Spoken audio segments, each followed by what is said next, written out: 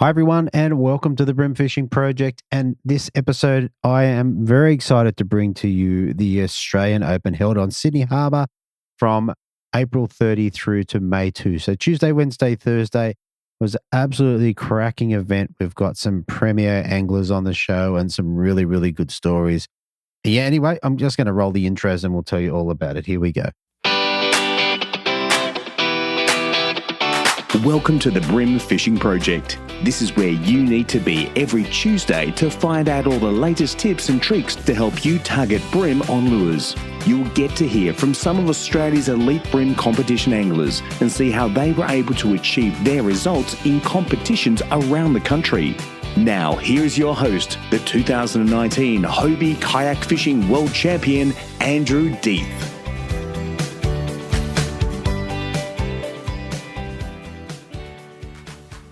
So, as always, this event was an absolutely cracking event held on the Sydney Harbour. I was very fortunate enough to be a little bit of a part of that on the bank, helping out with the observers, which was great too. Great to meet some people and see some people from last year and the couple of years before.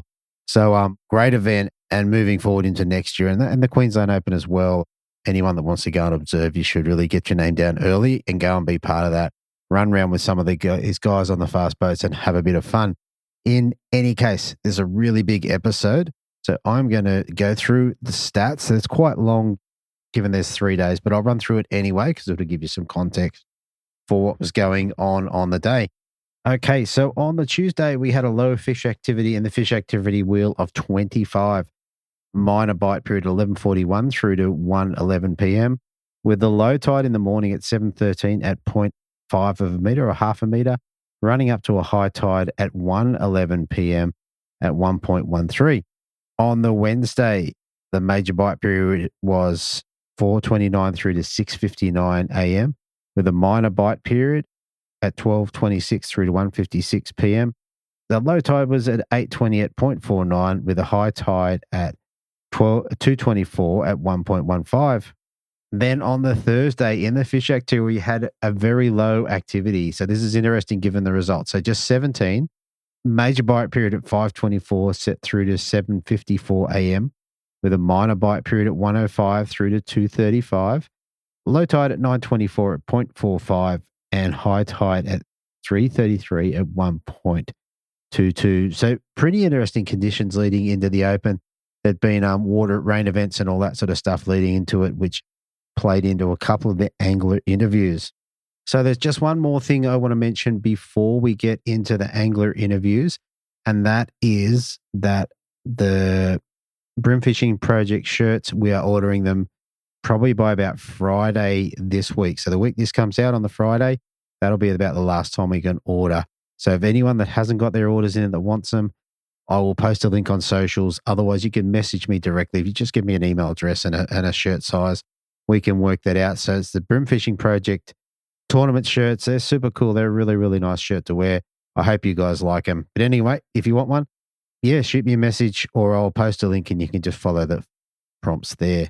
All right, let's not hold out any longer. Let's get straight into the angler interviews with the one and only Steve Morgan. Here we go. All right, so in third place, we have last year's winner, the reigning champ, dropping 5 fish for 3.17 kilos on day one, backing it up with a bigger bag of 3.645 for his 5 fish on day 2. And on the third day, bringing it home with 3.49 kilos, giving him a total of just over 10 kilos at 10.305. I have Steve Morgan, the birthday boy. How are you, mate? Good, mate. And it was a successful trip to Sydney for me, a couple of podium finishes. And I think the most telling stat is in the 5 tournament days, I didn't weigh a bag under 3 kilos the whole time. And I'm big on the fact that if you've got fish under 30 in your bag, you're not going to win the Australian Open. And a bag of 30 on the dots is about 3 kilos. So it all went to script. I was about 3.30 short of all being 30s at the Open, and I came third. So it's it's maths that endures a test of time.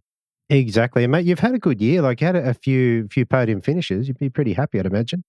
Third, I think this is my year of thirds. Last year was my year of either firsts or lasts. Won a couple of Opens last year, and I've had to give Greg back.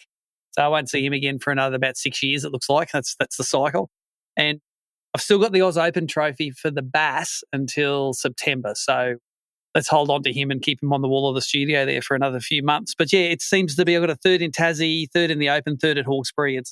I don't mind third. Third's good. It's just off the radar. Yeah, third's all right. You'd probably win Angler of the Year with that.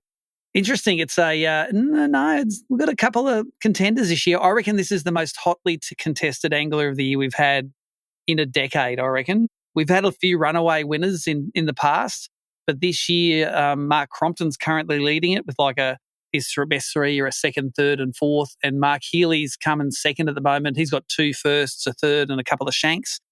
And I've got a third and a fifth and 1 shank to get rid of and another top 10 somewhere. So it literally will come down to the last few events of the year to see if one of the three of us win it, or if someone like Joseph Gardner does the last 3 events and runs away with it. Like, you can't shut the door to anyone who's mathematically got a chance, because you know what little Joey's like.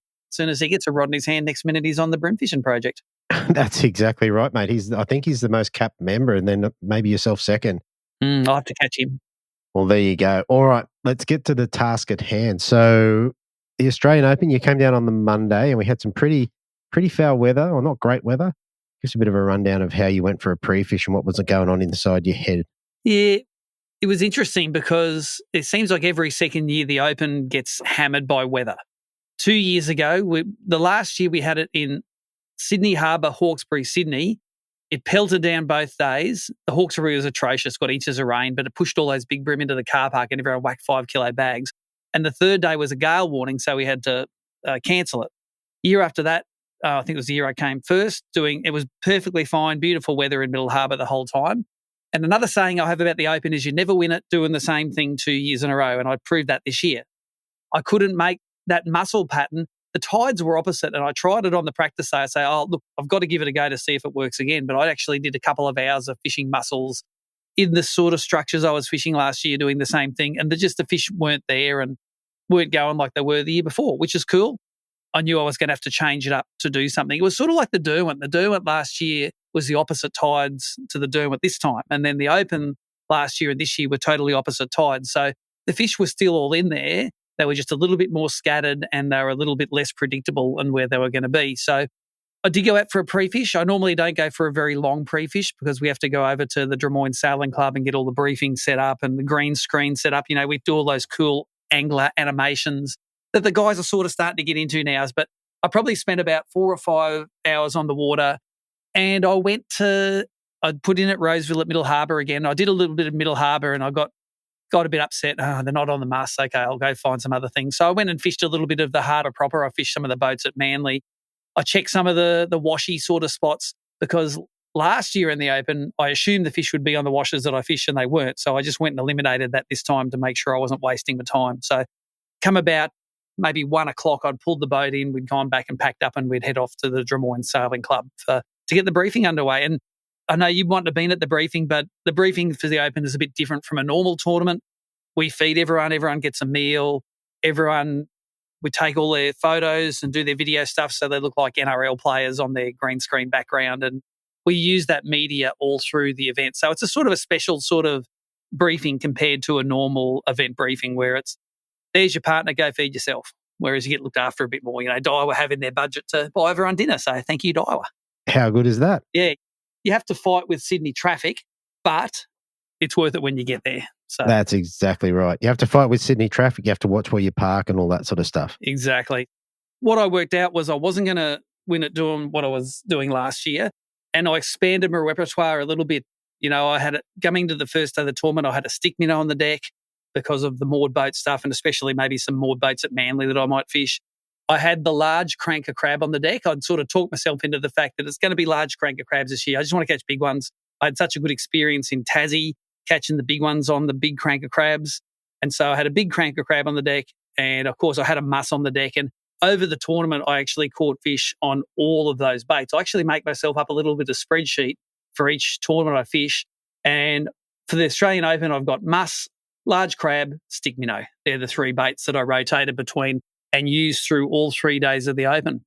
So moving into the tournament days, it was like last year, it was sort of one trick pony the whole time. So the fish were sitting in really predictable spots. They were very receptive to anything falling near them. So the muss was the ideal tool for it. But this year, I was sort of not wanting to go up into Middle Harbour until the tide got high. On my practice day, I did actually catch 2 key fish late in the session up on the rocky banks that I love fishing up in Middle Harbour, the natural rocky banks. And I caught 2 really good fish on aquas, like probably a 32 and a 34 forker. And in the last, as I'm heading back up to the ramp in the last few minutes of pre-fishing. So I sort of set a plan where I was going to try and catch a limit early and then go up into Middle Harbour when the tide came up and I could follow those fish up, revert to my 5 year ago patterns rather than my last year patterns. And that's what I did on the first day. I think the first day was the rainiest of all the 3 days. And I think the observer I had on the day, I had Jorg Van Heusen, the Sydney local, as my observer. And he made the observation that every time it rained hard, I caught a fish. I go, well, that's not hard, Jorg. It's raining all freaking day. It hardly stopped. But it was true. So I ventured up. I caught a few fish. I dropped into, I think it's called Double Bay. It's one of the southeastern bays. I dropped into there, had a few interactions with Uncle Wally. Wally wanted to fish all those boats, so I ended up leaving there, caught a couple of fish on the way out of it, and ended up going into Middle Harbour to try and put my limit together. Now, as I said before the show, it all gets a little bit hazy after 3 days of fishing, trying to remember what you caught and when. But looking at my estimator results where we put our fish in, I ended up with 3 30-centimetre or more fish, ended up with 2 fish in the high 20s. And I think the smallest one might have been a 27. That was like the smallest fish that I weighed for the whole open, which gave me a limit of just over 3 kilos. So the ones that were under 30 were made up by those sort of, the biggest one was a 700 and something grammer, so like about a 33 or something like that. So, I sort of just made par for that day, but it was on a variety of baits. It was on, one of the bites was on a big cranker crab on a navigation marker. And a navigation marker is something I never ever caught a fish on Middle Harbour ever before. Just as I was going past it, fishing the bank, I said, I'll just throw a big cranker crab at that, and I threw it down the throat of that 33-centimetre one. So I fished Middle Harbour sort of a lot more, I suppose, junk fishing way than I did the year before. The year before, it was one pattern, live scope, mussel, just put that in your hand and go all day. This year, it was go along the bank and see what you could do. So one of the key fish I caught when it was raining, there was a pipe coming down off the bank and it was spewing out clear water. Wasn't dirty water. Like, it can rain 6 inches and it seems like Middle Harbour never ever gets dirty because it's such sandstony sort of country that it runs off. And the same extent to Cowan Creek up the Hawkesbury. And I caught one fish throwing I think it was either a crab or a muss. I threw it onto the end of this running in pipe and I went to take up the slack and it was already running up the beach, and that was a fish that was over 30 centimetres. And I thought, oh, here we go. I'm going to be able to find some more drains. And I literally couldn't find any other places where the water was sort of flowing in under the water. It flew in. That was a drain that wasn't dropping in like a waterfall. It was actually spitting water out under the level where the water was. So it was like you could see the water billowing out, and there was no bait fish or anything in it, but obviously that flowing water attracted the fish. So I made sure I landed the fish on that one. And I did revisit that drain a few times and never caught any fish off it. Interestingly, there's a boat in Middle Harbour, or a set of boats, that always tends to hold a really decent set of fish in there. And last year, I caught one on the practice day, none on the first day of the open off it, one on the second day and none on the last day. It seemed like every second day you get a bite off it. And so on purpose, I looked at it on practice day, but I never threw a lure on it. I went back there on the first day of the tournament. That's where I got another one of my big fish on the first day. It was with a stick minnow, 3-pound line, throwing it from as far as you can away, laying the line down, being really, really patient, letting it sink down. And I fooled one of those educated fish into biting.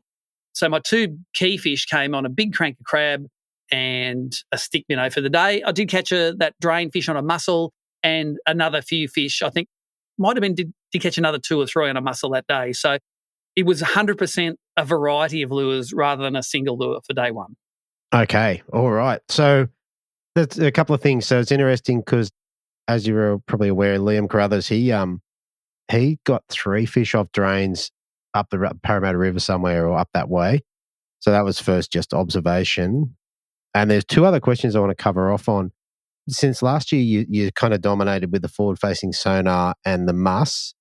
I want to know if you've learned anything over the last 12 months that's sort of changed how you did it, or any observations on that? I think, the forward-facing sonar, it was It was very useful last year because anything you could see, you could catch.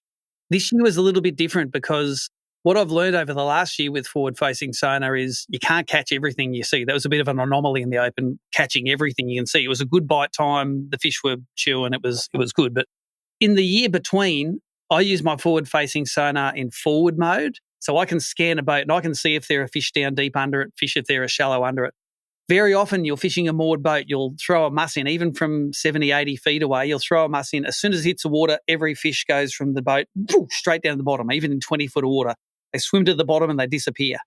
And I go, okay, those fish are pretty spooky. Those things, I don't want a big weight like a mussel splashing on top of the water, or I might need to throw past the boat and wind it back to the boat to stop them. And even fish that are schooling 10 to 15 feet down in 15 foot of water, if they're near the bottom, sometimes a muss splashing on the top can spook those fish, even 15 foot down. Like you'd think, Right. oh man, I'm throwing at it from 20 metres away with 3-pound line. That's not going to spook them. Oh yeah, sometimes it does.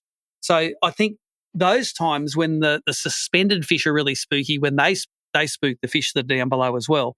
And what Jamie McEwen does, crankbaiting the boats, he can take advantage of those real spooky fish because he'll get to the front of the boat, a distance away where you're not going to spook them. He'll throw past the end of the boat, so a little tiny crankbait's landing past the end of the boat, and then he'll sort of just drive that little finesse crankbait through there, and it seems to not spook those fish that are under the hull of the boat. So I think moving forward, a combination of that sinking light line lure presentation and the boat cranking stuff is going to be pretty essential to take advantage of all of the different moods that you can see on the fish in the harbour.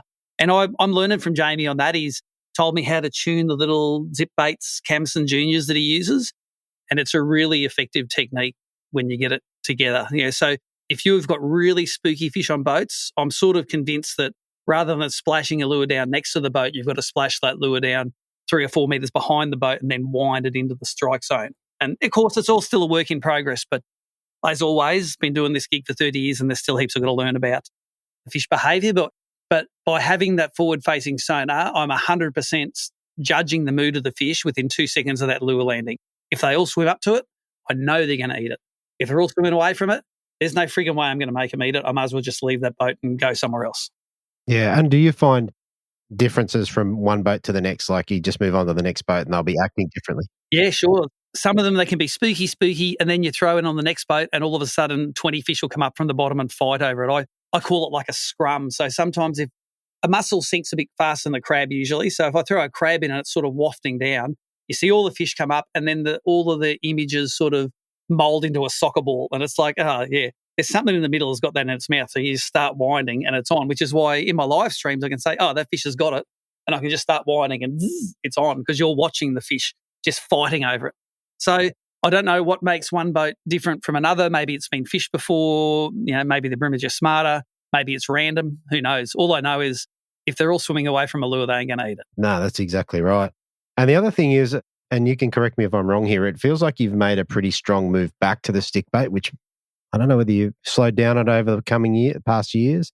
And also, can you explain to us how you fish it? When you said lay the line down, just explain to listener what that means. Yeah, so if anyone that hasn't listened to a lot of my live stream videos, 100%, and when I'm talking to non-boaters on the boat as well, laying your line down after the lure hits the water is, I think, the most important Bream tactic you're going to need. So if I'm an ordinary caster and I can throw my lure to within a metre of the boat, but I lay my line down properly, which means as soon as it hits the water, I stop my line, I touch my rod tip down on the water so that straight line lays straight on the water, and any side winds or crosswinds don't pull that line away or pull that lure away from the boat. I'm going to catch many more fish than the guy who's the perfect caster who's landing at 1 millimetre away from the boat but leaves this big bow in his line. And then as that lure sinks, especially if it's braid, all it does is it pulls that lure away from the boat. And instead of naturally sinking downwards, it gets pulled away from the boat. And that person will still catch fish. But over many years of doing this, if you're not laying your line down properly, you're not going to be catching as many fish. And if you're not using straight through fluorocarbon, if you're using braid leader, you're not going to be catching as many fish. And that's don't care who you are. If I'm using fluorocarbon and you're using braid leader, I'm virtually guarantee I'm going to catch more fish than you. It's all just how the lure sinks. You got to be able to be in so much control that you're having no influence on that lure as it's sinking. Right. And that's that you're talking specifically stick minnows. No, stick minnows, musses, crabs, the whole lot. Like the heavier the lure is, the less influence the loose line has on it. But stick minnows are very good case in point because they're the lightest. They've got the least resistance in the water. So if you don't lay your line down properly, the wind just drags your stick minnow away from the boat. And your stick minnow is sailing off into the distance. Mine's fluttering nicely down into a school of fish that are going to start fighting over it. So 100% if it's finessey and more people fish boats, I'm aware that when I do techniques on the live stream, other people try them and do them, and that's cool. That's what it's all about, developing the industry. But I've got to work out a way to be more finessey than those other guys. And for me, that's that 38 or 40 mil stick minnow, naturally colours, 2 pound or 3 pound straight through, long cast from a long way away and sink that thing naturally. And the easiest part of the whole equation is the hookup, because the brim will, especially if there's more than one brim there, they'll go over, they'll fight over it. One will run away with it. And as he's sort of chewing on it, those sticky little hooks are getting stuck in his mouth. So sometimes I take up the slack and the fish is on. That fish has already been hooked for 5 or 10 seconds before I've been feeling it. Now, in the old days, I'd just feel for those fish. I'd think it's, near the bottom, I'm going to start winding in. But nowadays, I can watch them eat it on the live sonar and I know when to fight it. And even if that fish falls off and there's a pack of fish there, I know just to free spool it and let another one eat it, because the most natural presentation for a big brim is another brim spitting your lure out. Yeah. They're all over that stuff. Right. And right now, what's your rod of choice for the stick minnow? It's the Daiwa Infeet EX series. There's a 7-foot, 5-inch ultralight fast spin. I think I got that right. And I use that for all my 2 and 3 pound stuff. It might be I'll throw a crab on it happily. I'll throw a stick minnow on it happily, throw a little crankbait on it happily. I've refined my Infeets down to mainly 4 models. One I call the stick minnow rods, that's 7'5". The aqua rods are 7'4", but it's a much stronger rod. The crab rod is a 7'8", but it's a much softer rod. And I've got, what's the fourth one? I've got 2 of those blue regular taper crankbait rods. So I sort of have 2 of each of those 2 on the deck, and I've sort of kept it simple, mainly because I can only remember about 4 sorts of rods. And when people ask me what rods I got, at least I know what of the 4 rods those ones are. Fair enough. All right, that was great. All right, moving on. So day one of the Open's over. Do you remember where you were overnight? I can't remember. About 5th, I reckon. I had 5th key tag, and I'm pretty happy with that. Anywhere with time you got over 3 kilos, doesn't matter sort of where you are, but in the top 5 is great because you can stack it hard in the Open, or you can recover a long way. Like people recover by 2 kilos on the last day all the time, and we saw it again this year where the third day bag takes it off. So going into the second day, I actually weighed my heaviest bag, but I still had a fish. I'd still had like either a 28 or 29 centimetre fish in my bag, but I had a couple of proper nice big ones, like 33, 34 centimetre ones. And I'm pretty sure it was again, the days are sort of mixed up, but I'm pretty sure I caught another 1 or 2 of those big fish off the navigation markers up in Middle Harbour on the big crabs. So I had to get those. Again, I'd fish along the bank with aquas, with a muscle, with a crab, whatever I thought. I remember catching one big one off a shallow rubble part on the bank, like where I threw it up to where I thought I'd be able to see the fish, and all of a sudden my line's swimming away. I caught one there. I caught a couple off those navigation markers. So I ended up with a low 30s, 2 or 3 that might have been closer to mid 30s, and then that one little squeaker that I really wanted to get rid of. And I didn't get rid of it in the end, but it did end up being 3.6 kilos, which was my sort of heaviest bag of the 3 days. But again, it was on a variety, probably mostly the crab that day for the big ones, but I would have caught another few fish on the mussels and probably a fish or 2 on the stick minnows as well. And as always, my every second day boat didn't produce on the second day. Like I caught a fish on it the day before, and I was pretty sure I wasn't going to catch a fish on it till the next day, which I did. We'll get to that. Yeah, fair enough. All right. As the tournament progressed, did you notice any change in the fish behaviour, like from day 1, day 2, day 3? I don't think so. It was very similar weather the whole time. It's like, and I think Sydney's still like that. It was just raining hard at night. So we'd get like an inch of rain at night, and then during the day it would sort of break up to showers. So quite heavy showers had come through. Not too much wind really, but I do remember that on day 2, I still was in I'm not going to go up to Middle Harbour till the tide goes up theme. And I remember dropping into Vaucluse and actually catching a few. I think I caught my limit of fish actually before I went up Middle Harbour, but only one of them would have been, it was probably that one of those low 30s fish would have come from Vaucluse. I did catch one fish. My first fish of day 2 was on a crab on the live scope with a group of fish just suspending in 30 foot of water, 10 feet under the surface in the middle of nowhere. I'm just fishing the edge, and then I just turned around and go, there's a whole lot of fish out there. I wonder if they're mullet. And I threw the crab out there, and then the fish all came up to it and one ate it. And it's like, I ain't no mullet. And that was and I did try to find those fish again, but I didn't. That's just a random encounter. But I did catch, pretty sure on mussels, I caught a whole limit, but 4 of those were small fish. They were ones that I knew I was going to want to upgrade. And I think I did upgrade 3 of them, and then one of them remained in the bag at the end of the day. So again, day 2 was still trying to catch them a limit before I went at Middle Harbour. I did do it this time, but most of my weigh-in weight came from up in Middle again. And surprisingly, there weren't many boats up Middle. I only saw 1 or 2 boats a day up there. It was obviously fishing tougher than it did last year, but for me, I know there's enough big fish in there every year to win the Open. It's just, are you going to be clever enough to get onto what they're doing, or to encounter or land enough big ones to make it count on the scoreboard? Exactly. Yeah, so coming back in with 3.65, you would have been pretty happy with that.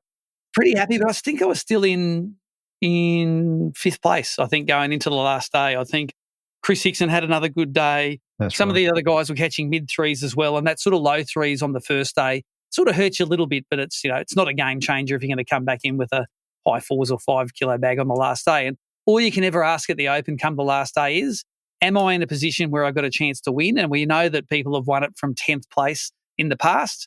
So, hell yeah. Yeah. I'm all for the last day of the Open going good. And as it happened, as in terms of a good average size bag, the 3rd day was the day where I actually didn't weigh any fish that were under 30 centimetres. It was the only day of the 3 days I didn't have a 20-something in the bag. So day 3, I ended up stopping on a single moored boat, like a moored houseboat that I'd caught a fish on literally 10 years ago. I'd never really fished it since, and I had podium marine wraps. Oh, Corey. Corey was my observer for the day, and I said, I haven't fished this one for a long time, but I went in there, looked at the live scopes. Yeah, there's plenty in there. Threw in a muss, got a 30-something, so that was a good start. Went to my loaded boats where they bite every second day. Got another big one on a stick minnow, about a 34 or something like that. So that was like, oh, this is good. I've only caught 2 fish so far, but they're proper ones. And I didn't muck around anywhere in the harbour. I just sort of went straight up Middle Harbour on the last day. And then I reckon I ended up going up off my nav markers, and I banged another 30-something off the nav marker. And I thought, this is all right. I've got 3 fish, and they're all ones that I'm not ashamed of, any of these ones. That was a great start to the day. In that dead part of the tide where I'm sort of waiting for the water to come up, I went up and cranked some boats. I'd put my Jamie McEwen on, and I went and I filled the rest of my limit up crankbaiting boats. But none of those were really ones that counted towards my limit. Later in the day, I did crankbait one over 30 centimetres off a boat that did count towards the limit. So on that last day, I had fish on big crab, on mussel, on stick minnow, and on crankbait.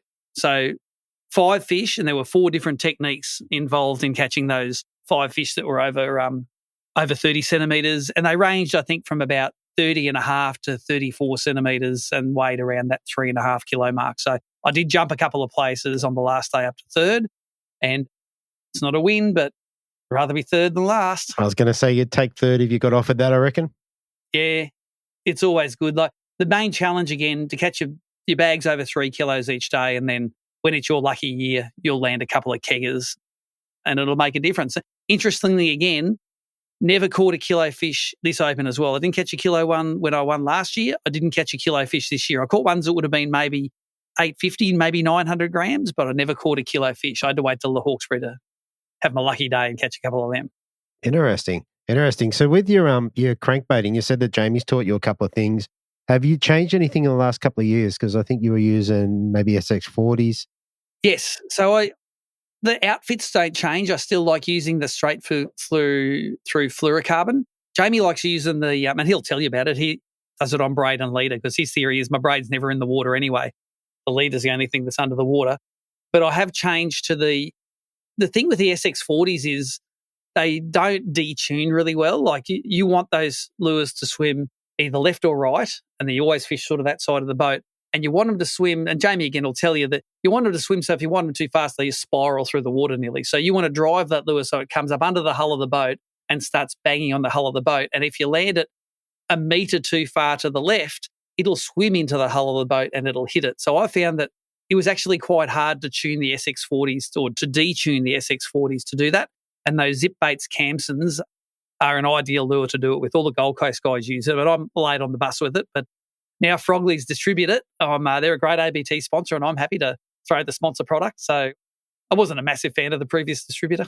Oh, there you go. Oh, well, mate, as long as you can get them now, it's all good. Yep. So one interesting note is I reckon I got a sample one or something. When Joey Allen sorted me out with a few of them, one of them I had the little central weight didn't work. Like they've got a little slipping weight in the middle. And so the theory is when you cast it hard, that weight goes to the end of the lure and it makes a really direct casting and it won't boomerang. But my weight didn't move in mine. So when I cast it, it'd be like spiraling to the left or right. And I'm like, these things are rubbish. It made me look like the worst caster in the world. I was putting them up in rigging lines and I was missing by 2 meters to the left and only about 1 in 3 casts was going right. And then at the end, I'm getting a lure and I'm flicking it and it's not, that thing doesn't move. Maybe this is a sample or something where it's just for demonstration purposes only. So I'm pretty sure the next batch I get, they'll be working schmick and I won't be casting like a retarded leopard buddy halfway through it. I felt bad. I was like, I don't even like the lure touching a boat that I throw at it. And sometimes if it's uncontrollably ending up in the rigging, then I'm back to square one. I won't even fish a boat that has a tender off the back that someone's on it. Like I respect the people's property. I'm not going to damage the boat by touching it with a 3 gram lure, but if that's the case, it's still the only place I want to touch it is underneath with the bib of the crankbait. Yep. Fair enough. All right. I reckon that covers the fishing pretty well. Was enough to put you in third place. What do you take home for third place in an open? It's pretty good. It's 100% payback and it's a $500 entry fee. So it was around $2,500. So that's good. That helped me pay all my Sydney parking fines and all the council permits we get. If anyone that's not from a tournament organiser's background, Sydney charge you an arm and a leg to do basically nothing in their park. We paid $900 at the Hawkesbury to put a tent up without any pegs in it. The dogs piss on. So that's about it. That's what you get for your $900. So it was nice to have some money to kick back in to pay some of the fees that we generated when we were down there. And look, great job by Daiwa. Again, their guys come down from the office and they help Nicole out with the site and they help with the live updates during the day. We get such a ton of awesome observers that send us footage. I'm literally still trawling through all of that footage. We're going to have some really cool highlight shows coming up. The Open is such a cool event. Are we ever going to move it from Sydney? Hell no. Do I hate Sydney on the land? Yep. But Sydney on water is amazing. Fair enough. All right. So, mate, before we head off, is there anyone else you want to give a shout out to? One sponsor event is great, but again, the observers are great. They come along and they have such a good time. My advice to observers always is bring a lot of food because when I'm not fishing, I'm eating all the time. I went out with Carl observing at the Bassmaster Classic last year and I ate all my food by 9 o'clock in the morning. It's like always take lots and lots of food and always take an umbrella. And I remember looking back at Georgie on that first day. He had his umbrella and he's like, "You're smart having your umbrella." He's under that thing going, "Yep, I'm comfy under here." Yeah, fair enough. It can be nasty. But thanks to all the people that make it happen. Sydney is not the easiest place to run a tournament, but we managed to pull off the Open every year. And the Des Moines Sailing Club let us run off their land, and it's a great partnership. We love it. Yeah, it's very cool. It is a very good event, and like I said in last week's podcast, I'm pretty happy to play a small part in that. So thank you.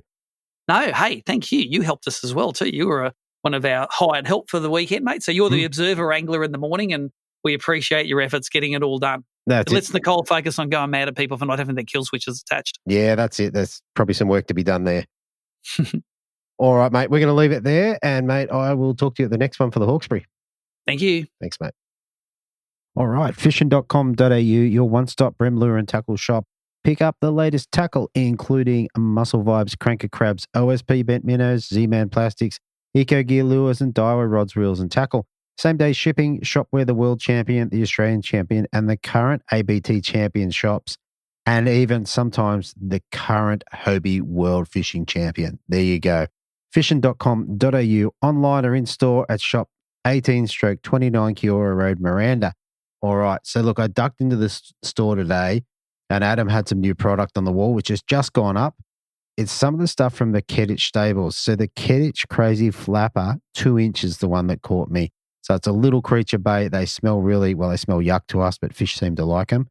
I reckon they are cool, along with the Kettich swim bait 2.8 inch. It got a couple of funky colors, and it's a really slim profile paddle style lure, which I thought was really cool. And I grabbed a couple of packets of those to take up to the Gold Coast. So if that's something you like, if you like the Kettich stuff, definitely jump on there. You can get some of the favorites like the Easy Shiners and what have you, but the Crazy Flap, a 2-inch Bream size. If you want to chase bass, maybe the 2.4 inch, bit more bass size, but the big Bream are going to take it anyway. Jump on there, go through the brands, find Kettich, scroll down, click the thing and get yourself a couple of packets of those. Fishing.com.au. All right, so coming in second place, chasing his third open win, we've got an angler that dropped 5 fish on day 1 for 2.935, backed it up on day 2 with a great bag of 4.115, and then on the final day dropped 5 fish for 3.485, giving him a total of 10.535. I've got Jamie McEwen. Welcome back, mate. How you going, mate? Mate, it's good to be having a chat again. Yeah, we're a bit quiet last sort of 12 or 18 months, mate, but yeah, a couple in a row now, so that's good. That's good going. And you were saying, you've done, I think maybe 5 opens. I know you got two wins and 2 seconds and then another top 10. Yeah, six last year, mate. So last year was my worst result, so yeah, not going too bad. Not going too bad at all. There you go. All right, let's get into it. So in this competition, we had a bit of bad weather coming through. We had tides probably a little bit different to what you might have liked. Tell me how you went on Friday for your pre-fish. Did you find anything? Yeah, so Friday, my pre-fish is generally the same every Sydney Australian Open. My first spot is the reef out Sow and Pigs. So go out there and sort of work it out. So I went there this year and I had 3 casts and got 234 forkers, and I thought, not too bad. Promising. But then, yeah. But then I thought they seem to be hanging on sort of one little spot. So that was a concern for me, because if they're not real thick there, they're not going to be there any sort of period for the next 3 days sort of thing. So I really put a lot of time into trying to find spots where there was a good concentration of fish. And I probably found the best concentration of fish up on the boat holes in Lane Cove. So that was the go-to, and then ended up back in Middle Harbour later in the pre-fish session, and also found fish down there. But I was sort of wanting to try and leave down there for day 3 if I needed to, sort of thing. So the Australian Open's funny. You sort of got to find enough spots for 3 days. Yeah. And I mean, last year, trying to be a bit stubborn, I guess, and so I sat on that reef for too long on day 1 and just sort of died there. And that's what, like, after day 1 last year, I think I was sort of 20 or something like that as well. So yeah, this year I went into the Open knowing that was a real possibility, especially the way the fish had set up on the reef this year. Yeah. They weren't really thick. They were there, but you had to sort of find them and then you could catch them. But if anyone else had caught them in pre-fish day as well, then they weren't going to be there real thick the next day, I didn't think. So I really concentrated on finding 3 more days worth of fishing. Yeah, it's interesting. I'm interested to see how you went in Lane Cove. Anyway, let's move on to day 1. So day 1, I think, was your smallest bag. Yeah. Still decent, like you just under 3 kilos. Tell us about how that went for you. Yeah, okay. So I had my observer that day and we went down to the reef first. That was always going to be the plan. Like, after I got those few on pre-fish day, the plan was to go there, and even if I just got one of that quality, it was going to be, the plan had worked. Yeah. But I was never going to spend anything more than an hour there if I didn't catch one. Sure. So went down there. I lost, it was probably a fairly decent one, sort of second cast, just from pulling hooks. Like, it's just the sort of country where you've got to go hard on them, or they end your day pretty quickly on the reef. So I pulled hooks on one second cast, and then that just sort of spooked the little patch of fish that were where they were sitting, sort of thing, and I couldn't find them again. So I spent probably an hour there. There was one other boat there as well, and usually if you've got the spot to yourself, you can sort of go, all right, well, I sort of just blew that little patch there. I'm going to just jog around to the other side of the reef, sort of thing, and have a few casts around there and sort of give that spot a spell, and they may sort of stack back up there. So I left it, and just went to a few bays sort of nearby there. I don't know the name of them. Yeah, okay. But it was pretty much just across from the wedding cake sort of thing. Yeah. And, cranked a few holes and just wasn't feeling it in there. And there wasn't a great deal of bait sort of around the holes, and the water was pretty windy, and the water from the water taxis and stuff that go back and through the Manly ferries and stuff, the boats seem to be bouncing around a lot. And to me, that pushes the fish down a bit more when it is that sort of rolling sort of swell. Yeah. So, mate, I think it was probably, by the time I got out of there, I reckon it would have been probably 9:30 or something like that. So I spent I did not all the boats, but I did a big majority of boats in there, knowing that if being down that end of the system, that if I was going to get one, it probably would have been a pretty decent one. Yeah. So, but it didn't really, I wasn't panicked at that point because I knew that when up into Lane Cove, I was going to catch 5 fish really quick. Okay. That was my plan. I was those first couple of hours, I was happy to sort of try and hunt for those kicker ones, but it just didn't happen. Yeah. Ouch. Out the front, when you're in Sow and Pigs, what was the weather like? How was the conditions out there? Mate, it was coming in pretty hard from the south. So the wind was there definitely from the south. So it was I was at the southern end of the reef and the wind was blowing. So I had to spot lock and stand on the back deck of the boat and make my casts from there. So, ouch. Yeah. So and the rain and all that sort of stuff, mate. Nice. So, but I mean, I don't think I've been at Sow and Pigs when it's been really nice weather anyway. So I don't even know what it's like there when it's nice. I'll talk to Morgo, mate. It's his fault. Yeah, that's right. Fair enough. All right, let's get up into Lane Cove. How'd you go up there? I reckon I had a bag probably the first 7 or 8 boats that I went up there. So I went from having nothing on the board to having, I think it was sort of like 2 kilo or 2.1 or something like that, pretty quick. So that sort of puts everything at ease, then I'm back in the game sort of thing. There weren't any huge bags on the scoreboard or anything like that. So it was back in the game and just head down and fishing. And it took a fair bit of pressure off because I knew I was a lot closer to the start line. Sure. Finish line and had hours of fishing left. So how were you targeting the boats? What were you using? So, mate, I was cranking a zip bait, Cams and Tiny, I think they are, or Cams and Junior, the tiny one, the deep one. Yeah, the deep one. Yeah. So, just cranking the boat holes with that and, just sort of cycling through colours. So it was either a UV or a sort of like a flashy lure. And, it's just you'd get periods throughout the day where you'd throw a lure and you'd catch like a good number of fish on it, and then it'd just sort of shut down for like, if I don't get a bite, I've done 6 boats and haven't got a bite, I'll change the lure or something because it's not usually how it works. So change lure colour and then all of a sudden they sort of fly back up a bit. Okay. And what's your technique? Are you throwing past the boat and just cranking it underneath as best you can? No, mate. No, I tune the lure. So I tune the toe point of the lure to crank left or right. Mm-hmm. So, throw past the boat hole and then bring it in. And as you're winding it in, it's not really going to spook the fish because it does sometimes when they're up really high. And if they've got their back to the lure, they won't see it coming. They'll crap themselves and bolt sort of thing. Mm. But usually if it's swimming in, it's not like you're throwing the lure right beside the boat and it's splashing in beside them and it's going to spook them. Yeah. If it swims in, it's more of a natural sort of thing, and that swims in, swim past them. I'm sure they're thinking, look at this cheeky frigging thing, and they've got to have a go at it sort of thing, Yeah, fair enough. Now, and you're a Braden leader? Yeah, so I use X-Braid. I think I said in the other one it's P.08, I think. Okay. It's about 14 pound in the old version of how we used to talk, mate. Yeah, that's right. I use 6 pound leader. Okay, so you got a fair bit of pulling power there.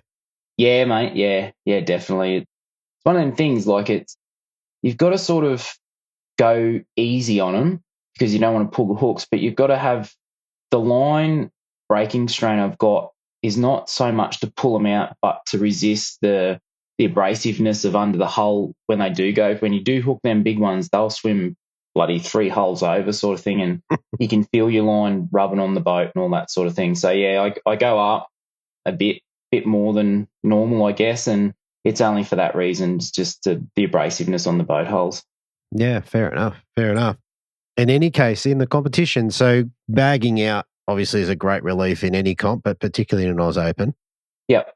How'd you go from there? Was that... Mate, the weather really closed in on us.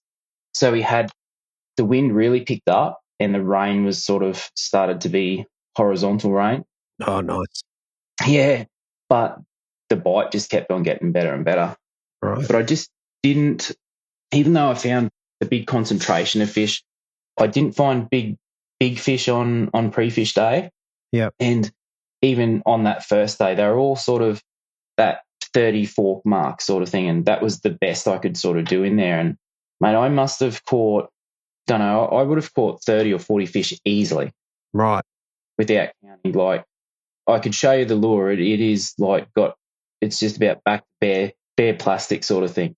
And even the observer was just blown away by how many fish you actually get doing it, especially when the conditions are right. So you've got the wind and the sort of the rain coming in, and they were just there. Like it sort of, when the conditions are like that, it gives us a little bit of area to sort of sneak up on them, I guess. So you got the wind and they're in around boat holes, so boat sort of out of the norm for them, but yeah, they don't really see you too much when it's sort of that sort of condition. So yeah, you seem to get a few more that come up and a bit more interested in the lure. Yeah, that's really interesting. All right, and did you finish your day out in Lane Cove or did you move on? No, mate, I went back around to Balmain there. We came out of Lane Cove and it was pretty much just catching the same fish all the time sort of thing. And it was like, all right, now I'm just burning fish. Like if I'm desperate on day 3 and I need to get 2 or 3 fish to fill a bag out, I'm actually starting to burn fish, just catching them, It's not going to improve anything for me.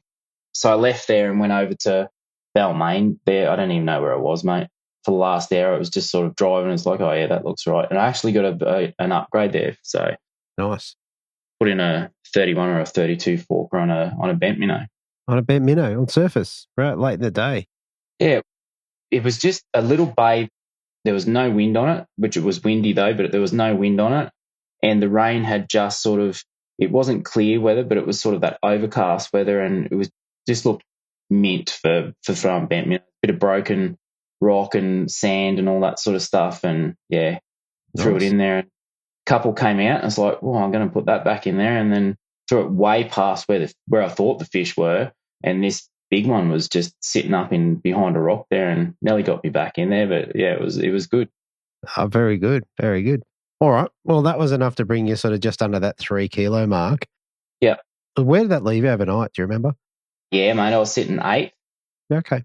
So, and yeah, I thought it was pretty much done after that. Like a Hickson drops a 4.2 kilo bag or something. And it's like, gone. It's like over. just got to just fishing places now. So yeah. Hickson's on day 1. It's going to be so yeah, that was that. But yeah, I just thought that night I thought I had to just change things up a bit. I knew I had Lane Cove I could rely on, but I needed to go and try and find some big fish. Like I've only been there 5 times, and I haven't. This year was the first year I've actually fished back Parramatta side of the bridge. So yeah, that was new to me, being on that sort of side of the bridge. So yeah, so I'd never really had a real good look around up there. I've pre-fished up the Parramatta bridges and stuff before, but not a great deal. So yeah. Fair enough. All right. So heading out on day 2, what's your game plan? Yeah, after day 1, that I was looking for bays that had boat holes in them. So I was going to start with boat holes straight away because I knew the numbers were good. So I was looking, we had a fair bit of rain that day and a fair bit of rain during the night as well. So I had a look at Google to see, I don't know the area that well, so I had a look at Google to see where there was like drains or that sort of thing that were actually running into the bays that had boat holes in them. So I was looking for just something that was a bit different to where I was at Lane Cove. And so, yeah, so I ended up, looked at Iron Cove, the one closest to the start, and mate, it just had that massive big drain that comes in there. I thought, I'm going to go have a look at that. That's close to the start, so it's close to Lane Cove if I need to shoot across there. So I thought, going to go over there and have a look and see how it goes. And it was awesome. It was absolutely awesome. Right. Like there was, how'd it go? You don't get too many days actually like that. Hey, cranking boat hulls. They just had the right amount of growth on them. Like they were boats that weren't overly cared for. So it's like some of them hadn't been slipped in a while. They hadn't been moved in a while, and not like the boats that are out sort of in the other bays where a lot of the yachts get used all the time. They get the anti-foul and all that sort of stuff. So these boats had a fair bit of growth on them, but not too much, so you couldn't sort of crank without getting hooked up on the kunji or weed or whatever. So I went in there and started off with 5 fish really quick on just small fish though. So I was pretty happy with that. And then funnily enough, the sun sort of just started peeking through, and it just sort of brought the fish up on the hulls a bit more sort of thing. So, and the bigger fish come up with them. So, okay. Yeah, interesting. So if you're throwing a tiny cams in and you've got one lure that's all beat up, how often are you changing hooks and dealing with that sort of stuff? Mate, I used the same lure. So I didn't lose, I lost one Camson, but the one that caught the most fish and the big fish, I actually pulled it off on the night before we started Hawkesbury, because it was just like, oh, you've had enough, mate. I'll keep you. So, mate, that lure must have caught probably 100 fish over the 3 days sort of thing. So it was well and truly beat up. But I used the decoy size 14 hooks. What are they? The wide gap ones? Wide gate ones, yeah, the YS, whatever they are, sort of. I can't remember exactly part number they are, mate. But yeah, size 14. So that's where I upgrade the trebles to. They don't always, you don't need to upgrade them out of the box, but yeah, they sort of get a bit. You catch a couple of fish on the owner hooks that come on them, and they just lose that sort of real prickly sort of feel on the end of the hook. So yeah, I upgrade them pretty quick. But yeah, mate, anything over a sort of 30 and they get pretty crushed up sort of thing. So yeah. So with the lure that you pulled off, like I have a belief that some lures, even though they're all identical, some lures just swim. They just something different about them, and they just catch fish better. Yeah, mate, and that's a big thing with that cranking and tuning lures. Like I reckon I've got a box of lures that just don't feel right when they're tuned and you crank them. Like you can throw them and you'll catch the odd fish here and there, and you just don't feel the same action through the rod. And you'll tune it back and then tune it again, and it's like, nah, it's not working, and it just goes in the I'll worry about you another time box. Yeah. And then you get another one out and you'll tune it and it's like, yeah, that feels better. So yeah, that's interesting. And just for anyone that doesn't know, I assume with your tuning, you're just grabbing the pliers and just bending the eye toe point in the direction you want it to head. Correct, mate. Yeah. So, beautiful. Yeah, it's just a matter of like you just play around with it to get it right, mate. And that's all I did. And I can say, oh yeah, you just go and you just tune it a little bit this way and you'll be right, but you may not be right. So you've just got to. It's one of them things, and even I still have to do it now. Like you tune it, and you'll have 5 or 6 casts with it, not at any structure or whatever, but then you go, nah, take it back the other way, and then bring it back a little bit more, nah, and you just sort of keep going until it's like, yeah, that's just doing just the right thing. Yeah, and the idea with this is you're trying to get the lure to swim underneath that boat. So you're not trying to get that perfect cast right next to the boat. You're trying to make the lure swim in. Oh, mate, it would have been impossible to be sort of casting hard bodies at boat holes on that weekend just because we had that strong southerly the whole time we were fishing. It would just be near impossible to sort of get right every time sort of thing, you know. You'd be forever picking lures off yachts and that sort of thing. So, yeah, that's you don't have to be super accurate with your casting and it just sort of swims in and the brim I think the brim eat it more when it swims in like that because they do actually, I reckon they see it and think, what's this? What's going on here? Because there's always, like I know Morgo uses his electronics up to look at the mooring blocks and all that sort of thing. And quite often, like last year, we were fishing the open and I was fishing behind Morgo and didn't even know. And he was like, the holes that he was catching them on, and like I wasn't catching them, but the holes I was catching them on, he wasn't catching them, sort of thing. So I don't even look, like I'll look at the mooring blocks and stuff with the live and 360 and stuff, but mate, I could go and do what those 3 days without a sounder on at all. Like, it was your fishing structure, and it's just a matter of you just got to process it, and it's a percentage game. Like, you need to catch lots of fish, and if you catch 50 fish and for the day or whatever, you only need 10% of them to be good bites, and you've got a good bag, sort of thing. Yeah, fair enough. All right, and before we move off day 2, so you ended up with just over 4 kilos or 4.1 something. Did you miss any that you went, I needed that one? Mate, there were a couple of fish on day 2 and day 3 that was sort of more so late on day 3, but it's been, like, looking back now, it's good that it wasn't like a 20 or 30 gram lot between first and second, because it would be one of those, shit, like I had the fish on the hook, but being beaten by 800 grams, it's like, nah, wasn't going to make any difference. Yeah, you don't feel like you hooked the winning fish regardless. Nah, not at all.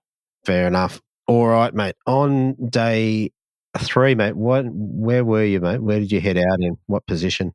So day 3, I was heading out in, who was in front of me? There was Chris, Liam, and I was third. You were third. Okay. Yeah. Okay.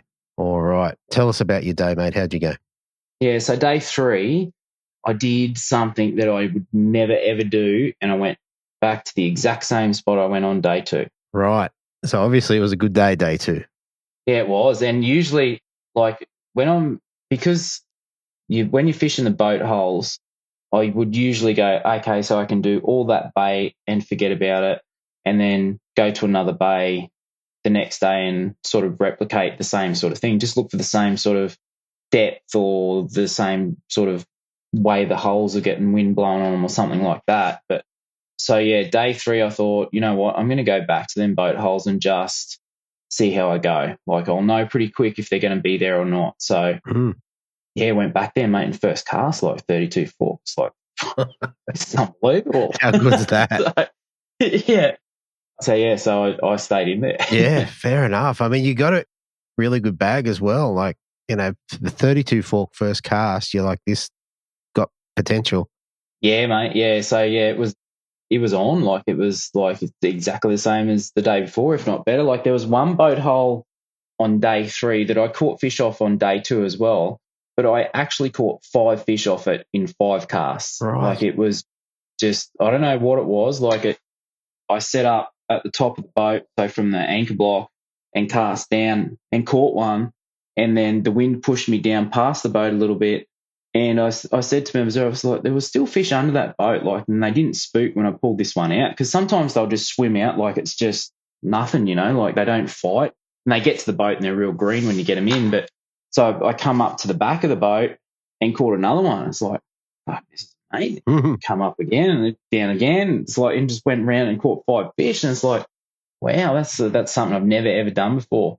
So yeah, it was just one of them days. Like, the weather, same as that year at Hawkesbury when we got all those big bags, when the weather was horrible to be on the water. Yeah. But it was like that ultimate bream fishing sort of weather, Yeah. And those last 2 days that opened for me were ultimate boat cranking days. Right. I took something from what you just said there. Like, are you casting with the wind? So you're starting from the front of the boat and casting to the back?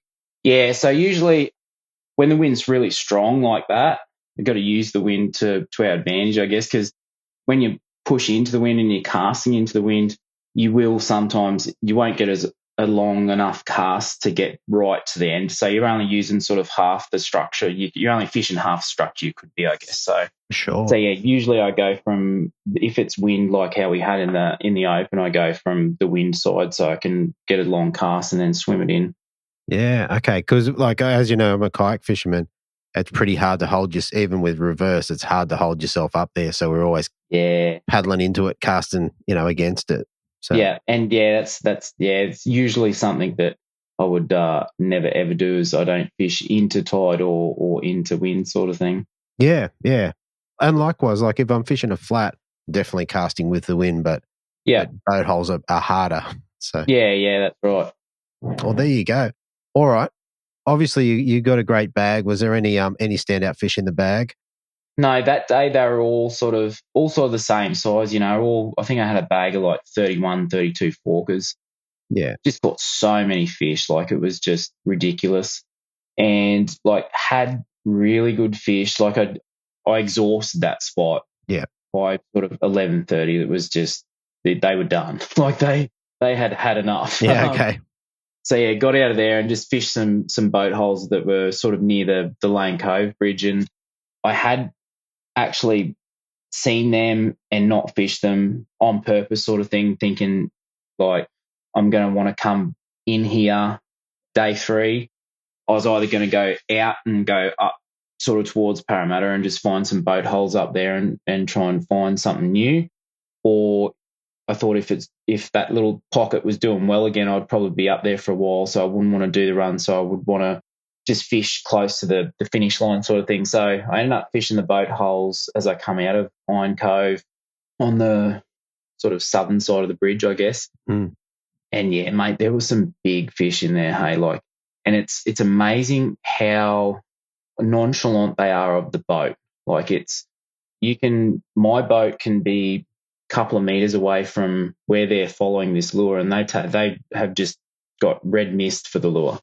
And yeah, it's frustrating sometimes because you run out of boat hole to fish, so you'll see them coming and you'll pause it because you're starting to run out of boat hole, and they'll sit behind the lure, and it's like, oh, you just got to give it a twitch, and they'll like come at it again, and you get another twitch, and they'll come at it again, and you run out of boat hole, and if you get it out from the boat hole too much, they just go, nah, not eating that. Yeah. Say, see you later. Okay. And yeah, I had probably that day in that little area there, I reckon I had 4 fish that would have been well over a kilo that come out and sort of just headbutted or just nipped it or just wouldn't eat it, like they just wanted to play silly buggers with it. Whereas the day before they just ate it, but not on day 3. Yeah, it's interesting the way the Bream do that. One day they brain them, and then the next day it's just little timid taps. And how does that work? Yeah. Well, see, that was a spot that I didn't know if anyone had fished before. Like usually when I'm cranking boat holes, I don't care if it's someone else's dirty water, because if someone's fishing a boat hole and they catch one, they'll send them down, but they'll usually come back up, and the whole pack mightn't come back up. There might only be 4 or 5 that come up, but those fish that are up there, they're eating on the oysters and the barnacles on the bottom of the hole, so they're feeding fish. So they're going to eat. So yeah, and usually if someone goes through and they catch them off the mooring blocks, or they throw a crabby in on the boat hole, they catch one. If you go back there in an hour, there'll be more fish that go back up on the boat hole. Yeah. Okay. All right. Well, there you go. Well, mate, that was enough to bring you. Let's have a look at what the weight was, which was 3.485. So another good bag. Second place in the Oz Open. What did you get to take home for that one? Mate, got the badge, which is the all-important badge. Yeah. Another 2 on it. Yeah. So, and got $3,500. Heidi. So yeah, didn't use that much fuel in the boat. Used a fair bit getting down there though, and was able to dodge parking tickets and red light tickets and speeding fines. So it was a bit of a win, mate. So yeah, it was good. That is very good. What's coming up for you next, apart from moving house? Yeah. Got Queensland Open 1st of June. Yeah. So that'll looking forward to that, mate. We're sort of June we'll have one day in the Bay, hopefully, if the weather plays good, and one day in the Gold Coast. So it's 2 arenas, sort of like they're neighbouring arenas, but they're split. Yeah. So hopefully we can get one day in the Bay and one day in the Gold Coast. If not, I'll be happy to fish the Gold Coast for 2 days, mate, and yeah, just exhaust all the spots I know to try and get the big ones. That's it. Get yourself ready for the Hobie comp. That's it, mate. Yeah, probably going to have a crack, I reckon. Yeah, fair enough. All right, mate, before we head off, is there people you want to give a shout out to or say thank you to? Yeah, a lot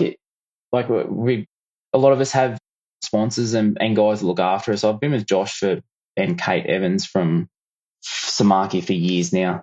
They've just been so good throughout that whole time. Josh is just amazing to be with, so he's been really good. That tournament was definitely Buck and Bass also look after me, so that was a definite one that it was like, yeah, I'm so glad I've got the bucket bass, because I was dry every afternoon I come in, I was dry, mate. So it was really good. And I think that affects your fishing sometimes too. Hey, like if you're wet and cold, it's like, I'm just had enough. But yeah, no, be able to keep dry and concentrate. That was good.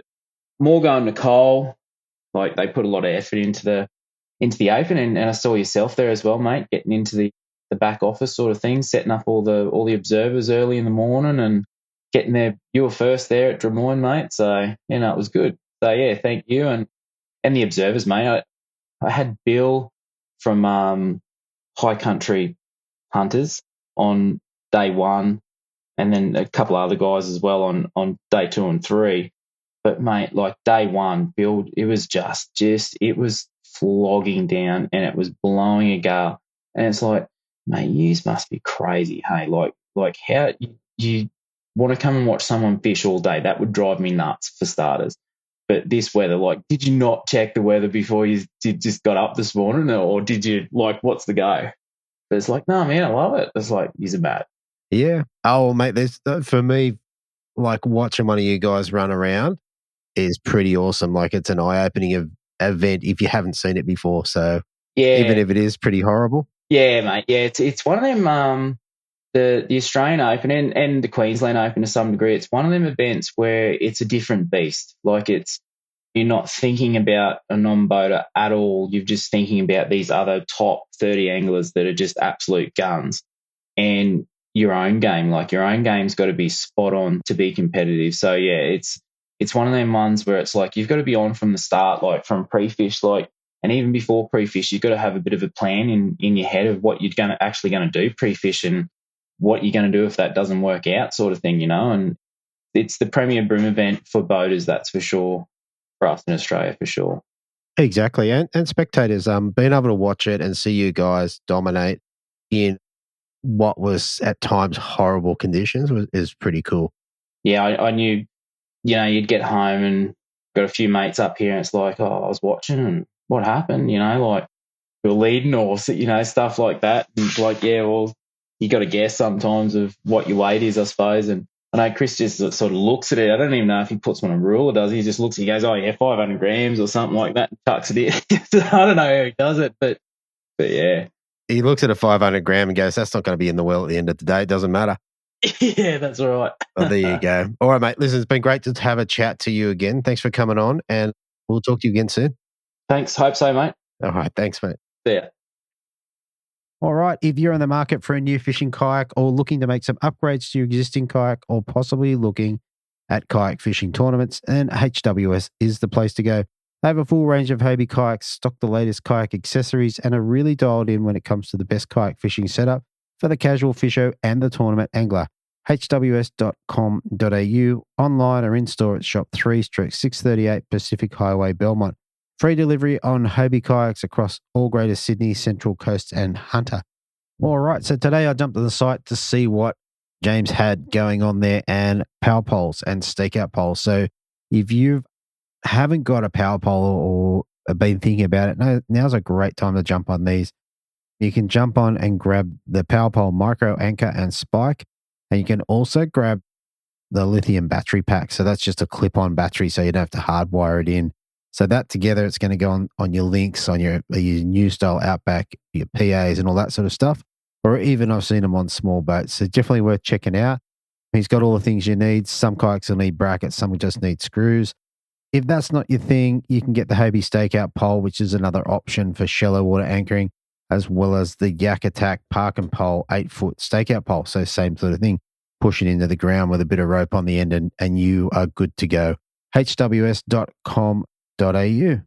All right, so the next thing is Podium Marine Wraps. So podiummarinewraps.com.au out of Ingleburn in New South Wales. Because Corey is fast becoming the go-to guy to get your boat, kayak or yacht wrapped. If you want to give your kayak or your boat a bit of a spruce up, clean up, make it look a whole lot better, a whole lot sharper, maybe get your favorite fish on it, or your sponsors, decals, or whatever you need, Corey's going to be able to take care of that for you. Now, how long does it take to get this sort of thing done? So the design process timeframe was obviously a little bit different on each job, depending on what you're after and what's available. But once that's done, once your wrap is approved and printed, installation is only going to take about a day. You can drop your boat off and usually pick it up later the same day under normal circumstances. And then in terms of, if you go get your boat wrapped, how long is it going to last? So look, it can last up to 7 years or even longer, but it does depend on a few factors. So, such as climate, the surface on the boat, that how much it's out in the sun and how it's stored and that sort of stuff. In any case, if there's something that interests you, get on to podiummarineWraps.com.au, shoot him a message, have a talk to Corey, and get him to get your boat looking pretty spiffy. Rightio, in first place, dropping 5 fish for 3.275 on day one, backing it up with the next biggest bag of 5 fish for 3.71 and bringing it home on day 3 with 5 fish for 4.610 and 11.595 kilos for the win. I have Daniel Bonacorso. Welcome back to the show, mate. Thanks, mate. Thanks for having me. Mate, you've won an Open. How good's that? Yeah, I'm ecstatic about that. Been chasing this one for a while, so it's good to finally have a win secured under my belt. Absolutely. Absolutely. I mean, you've been fishing well on the harbour for a number of years and winning all sorts of things, but winning the Open is obviously or I would assume the pinnacle of bream fishing in Sydney anyway. Yeah, look, a lot of anglers have, replicated that same thought. I'm of the same opinion. For me, it's definitely the pinnacle. Yeah, so I couldn't be more happier that I finally took one out. Oh, exactly. I mean, look, it was an interesting win, the way the comp played out with Chris doing so well on the first couple of days and looking really good. And then you were able to run over the top, and he had not such a good day on day 3, but nonetheless a really good win somewhat from behind. Yeah. No, I think that's it. You've got to be consistent, but if your bags can improve each day, you're always going to be in with a shot. Yeah, exactly. All right, mate, listen, I've been dying to find out because we didn't get a chance to have a good chat afterwards. Mate, let's run through and find out what you did and how you took out this win. So starting with the pre-fish, did you get out on the Monday to have a bit of a look around? No. So since the last time we spoke back in October, I had electric motor issues. So I sent it back to BLA. They ended up refunding me the electric motor, and I hadn't fished until, the East Coast round 1. Oh, yeah. And I had to borrow an electric motor from a mate because I was waiting for the Minn Kota Quest to come out. Sure. And that kept on getting pushed back. So I borrowed an electric motor for the East Coast Series, round 1, Sydney Harbour. And then I waited for this Tarova Quest to come out. Still hadn't come out 3 weeks before the Open. So I bit the bullet and just bought another Minn Kota Tarova. And then I went for a pre-fish, on that last weekend that you could pre-fish. So 2 weeks out. And the reason why I wanted to pre-fish, other than to pair the motor and do all that sort of stuff, I wanted to fish because we had received so much rain and the water was so discoloured. I wanted to make sure that the fish were still where they're supposed to be. Sure. And sure enough, they were there. I didn't really want to sting too many spots, so I kind of hit a few little honey holes and a few areas close to those areas. So I just got a feel for the general bite in that area. And yeah, the bite was like we hadn't received any rain. It was absolutely fine. But one thing I did do during the pre-fish, which I guess probably made all the difference, was I went far and wide. And there's an area that I like when I squid fish. It's just like a big boulder, and it's visible. Just the tip is visible at low tide, and at high tide you can't see it at all. Sure. I've always said I want to fish that boulder for bream, so I thought this was a perfect opportunity. And I went there, and first cast I got dusted, second cast dusted, third cast dusted.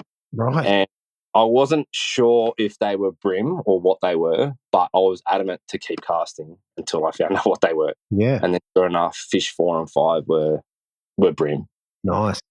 So I found that and I thought, okay, this might be what I need. This is like a little ace up my sleeve. Mm.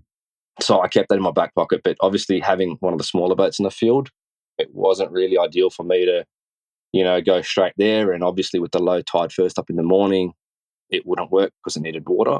Yeah. So I just waited until the event, obviously, and thought I'd keep it in my back pocket just in case I needed it. All right. So as we go through the comp, you'll have to tell us where that came into play because I assume it did. Definitely did, yeah. Very good. All right, mate. So when the Tuesday morning came around, we were greeted with some, let's say, unfriendly skies and a bit of wind and what have you. Tell us about your day and how you went about catching your day 1 bag, which was sort of just over that 3 kilo mark, I think. Yeah, so I did my regular sort of milk run-of-the-mill fish. I just mainly fish structure, all sorts of structure from moored boats, pontoons, pylons, just my normal run of just structure, heavy structure with growth. Fish came pretty consistent. It was tougher than normal. Like, don't get me wrong, it wasn't like a summer bite, but I guess it was consistently tough. And throughout the day, you'd get little pockets of fish and you'd catch them, and then you'd have lull periods and ebbs and flows. There was no real pattern other than you just had to fish just hard all day. But I didn't lose any fish that day. I think maybe I lost one on a drain. But other than that, I stuck most of my fish. Interesting though, one of the good stories about that day was I remember pulling up to a bit of structure and there was absolutely no growth. And I fished maybe a 30-meter stretch. And I kept casting and I thought, I've got to move out of this area because there's just no growth. And as I wound my lure up and lifted it out of the water, the biggest bream I've ever seen in my life, I'm talking 45 to the fork plus, just came charging at my lure. And obviously I had just plucked the lure out of the water. And I was just like, it was like, for me, I always think bream, they look smaller in the water. When you get them out of the water, they're a lot bigger. So for me, that's 45 fork or bigger in the water. I can only imagine how big it really was. Wow. So, yeah, that was painful. You know, had I left it in the water 1 or 2 seconds longer, who knows what may or may not have happened. But, yeah, so I kind of hung in that area for a little bit. Yeah. But nothing. There's just, like I said, there was no growth. And that was just like a standalone fish that I came across. Yeah, so what else from day one? So for day one, it was mainly plastics that I used. I did throw the odd crab, crank, and mussel, but they didn't really come into play on day one. It was mainly just the camo crawl in the 3-inch cut down. That's pretty staple lure for what I like to fish and where I like to fish in the harbour. Yeah. And this is the elusive power bait, isn't it? Yeah. I've only got about maybe 2 years of a supply worth left, so might have to cut down on how many I use. Fair enough. All right. In the structure and what have you, so you're fishing boats, pylons, pontoons, all that sort of stuff. Yeah. How was it? You have a lightly weighted jig head and then sort of drifted down the face, or how'd that sort of look? Yeah, so lightly weighted jig head, I always try and stay as light as possible. I think for the majority of the time I either use a 1/28th or a 1/40th.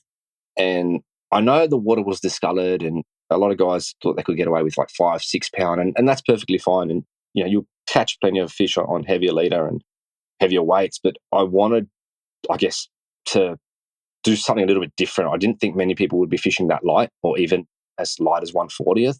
I guess it just gives the lure a bit, you know, a longer time frame in that strike zone. Yeah.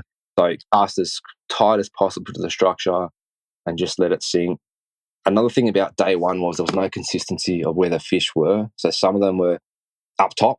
I didn't see any feeding, but you know, sometimes you'd get sort of bit within the first 2-3 meters, and then other times you'd have to wait for it to get near the bottom to get a bite.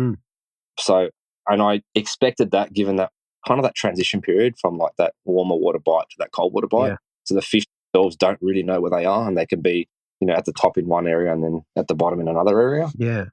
So you didn't find any consistency or what sort of water depth they were sitting at? Not on day one. It was just covering ground and just plucking fish wherever you found them. But I did notice that wherever you found one, there was normally more nearby at a similar depth. Sure. So three might come, you know, out of one little stretch off pontoons immediately as soon as the lure hits the water, and then you might run across the river to just opposite the river, and then they might all be deep. Yeah. Why? I don't know. Yeah. But that's part of the, I guess, the challenge of this particular event at this time of the year. I've always said this time is the toughest time of the year to catch bream. Yeah, and it was definitely very challenging. Yeah, okay. That's interesting. All right. So you said you didn't really drop any fish for the day. So basically you're 3.275. So for 5 fish, they're all about 600 grammers. Is that about right? Or was there any step?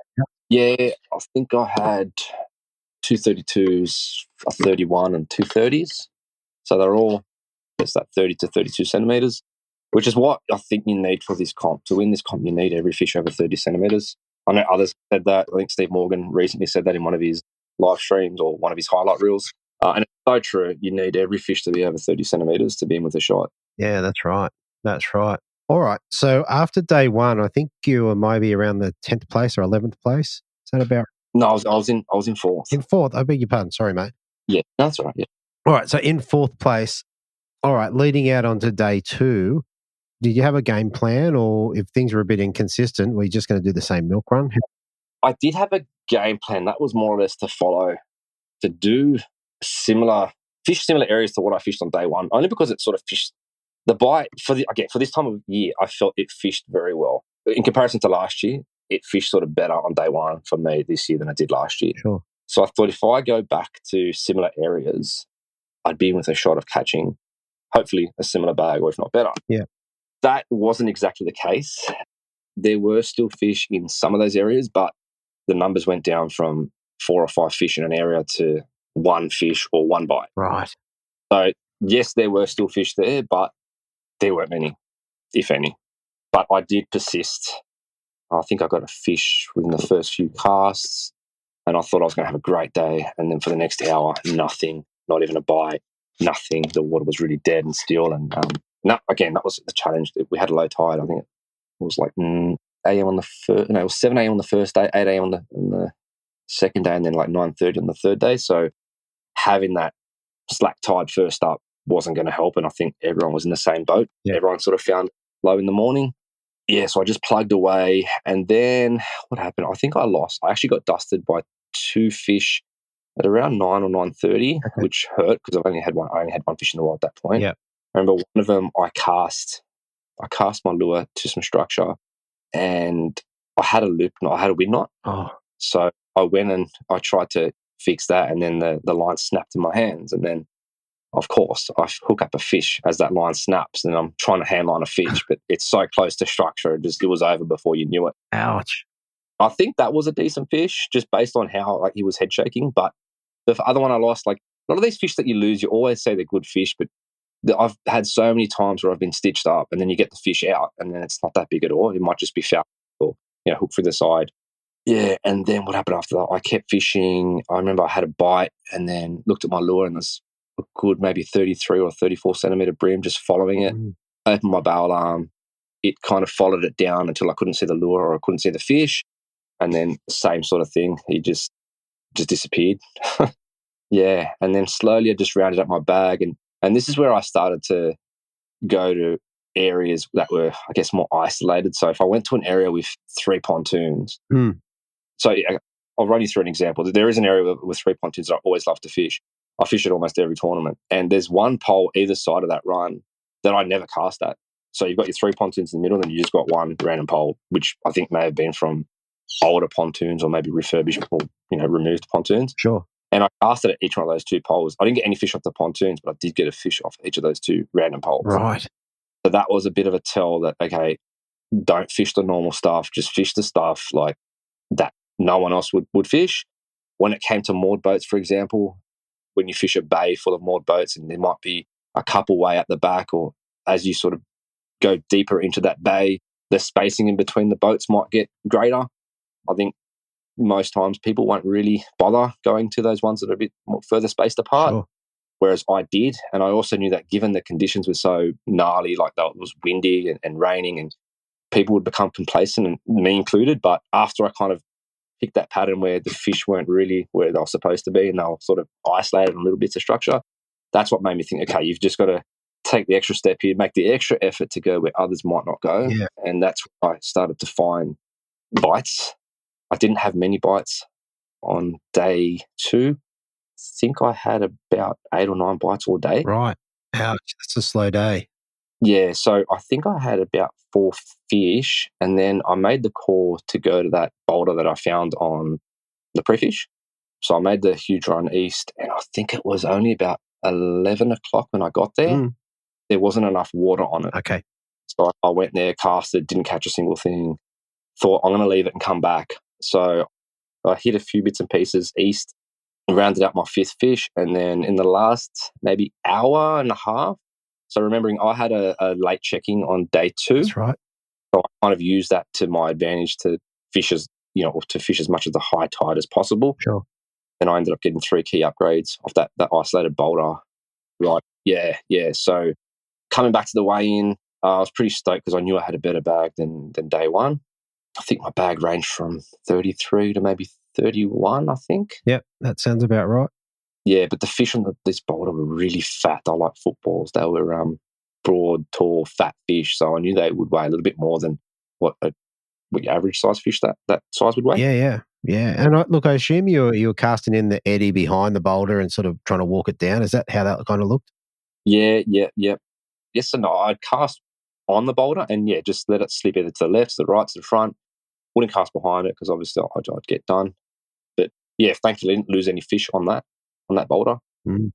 Yeah, so it was a harder day, but obviously it was a better day because I had those better quality fish. And I also walked away from there knowing that I had something up my sleeve again for the latter part of the day, whereas most people were saying that they couldn't work out where the fish were, in the afternoon or the second half of the day. Yeah. So that means, so you said you're about 11. So it's not going to be till at least 12 or 12:30 on day 3 before you could really go and have a look. I think it was 1 when I went back the second time. So when I got there the first time, it was about 11, and then I went and fished other stuff, and then I went back at about 1-ish. Right. I think high tide was at about 2:30. Yeah. So it did sort of leave it. It was real fine to get back. Luckily, I had that extra 20 minutes. Exactly. Yeah, I was going to say the high tide was at 2:24, and the high tide on the next day was going to be 3:33. Yeah, so that was another concern of mine, is whether or not I'd have enough time to fish it.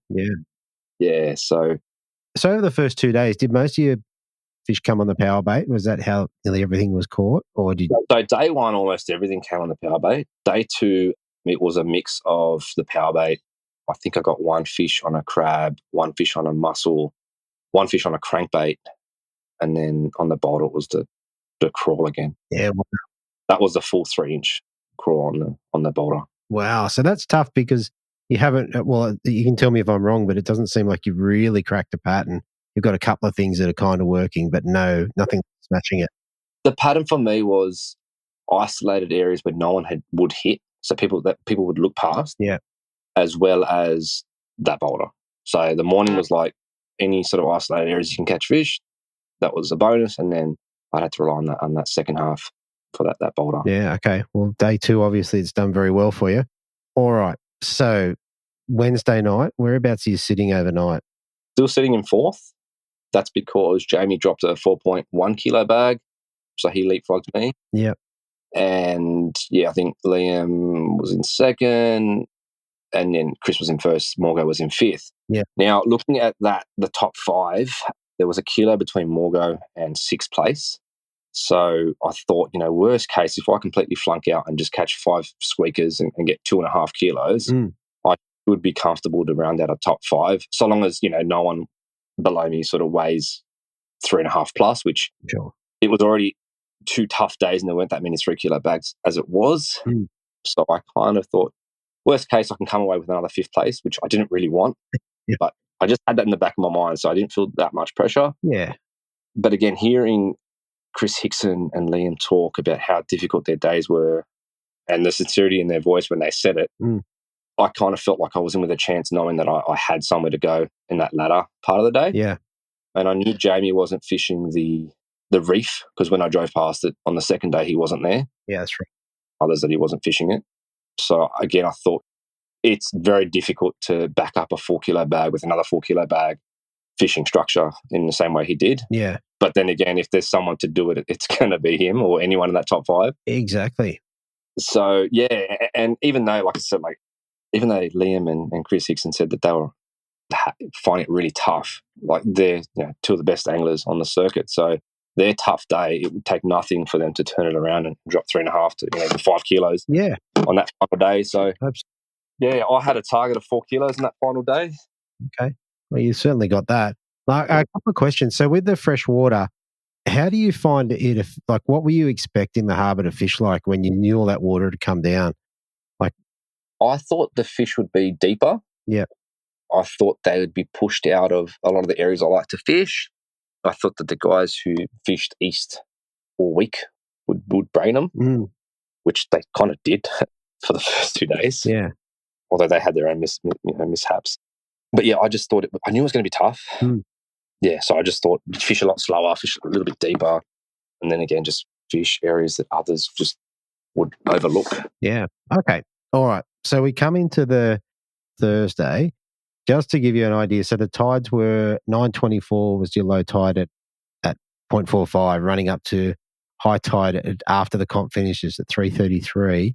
Yeah, with that in mind, tell us about your day and how you dropped a 4.6 kilo bag on the scales. Yeah, so I didn't feel too much pressure. I was very talkative that day to my observer, and I think I ended up losing a lot of fish because I wasn't really focusing. I found that talking was sort of keeping my nerves at bay. Yeah, nice. And then I think my very first cast, I hooked up a 27 centimeter forker, which was always, it's reassuring to get my first cast. Yeah. But then I also thought I was struck by the first cast bug where you catch a fish first cast and then you just have a horrible day. Yeah. Seeming like that, it was definitely going in that direction, because then second cast, same spot, I lost a fish. That was just because my drag was set to nano drag. I didn't fix my drag before I cast out for the second cast. Ouch. Yeah, so that would have been the same size, nothing special. And then I just kept on plucking through that area. I think I had one or two missed strikes, fished another 2 spots, same thing, just heavy structure, nothing, absolutely nothing. I think it was 9:30 and I only still had 1 fish. Then I don't know what happened. I'd lost the next 3 or 4 fish. I just got completely blown away. Oh, no. Again, I just don't think I was focusing or just talking too much, whatever it was, completely annihilated. Some of those, again, 2 of those would have been good fish, but the other 2, I think that we always overestimate how big the fish are that we lose. And then, I was just spot hopping again, trying to hit areas, just like little parts of areas that I felt that no one would have hit. Yeah. And I would just pick up a random fish here, random fish there. And I guess that was the pattern, was really that there was no pattern. Yeah. And I rounded up my 5 fish, and then I sort of replicated and my day 2 success and waited towards that as late as possible to go back to that isolated area of Boulder. And I got a few upgrades there.